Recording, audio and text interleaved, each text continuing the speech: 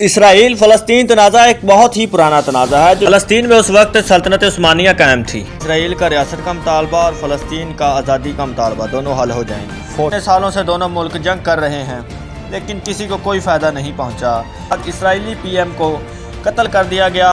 Israel फ़लस्तीन तनाज़ा एक बहुत ही पुराना तनाज़ा है जो 1947 से 1949 के दरमियान शुरू हुआ। ये तनाज़ा शुरू होता है इस वजह से जब यूरोप और दूसरे ममालिक से बहुत सारे ज्यूज़ फ़लस्तीन पहुंचते हैं और फ़लस्तीन में अपनी एक अलग रियासत इसराइल का मुतालबा करते हैं। फ़लस्तीन में जो ममालिक ने इसराइल पर हमला कर दिया, इस जंग में इसराइल ने फ़लस्तीन के बहुत सारे इलाके पर अपना कब्ज़ा कर लिया। इस जंग के बाद यह तनाज़ा कभी हल नहीं हो सका। इसराइल से जंग के लिए फ़लस्तीन में एक PLO करके तंजीम बनाई गई। शुरू में PLO ने इसराइल पर बहुत सारे हमले किए। यूँ वक्त गुजरता गया और इस आते आते साल 1993 आ गया, जब ओस्लो के नाम से एक महदा किया गया।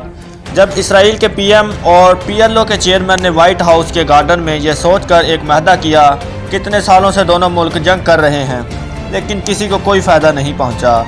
लिहाजा ये हाल तजवीज़ किया गया कि फ़लस्तीन को इसराइल को तस्लीम कर लेना चाहिए। दोनों को एक दूसरे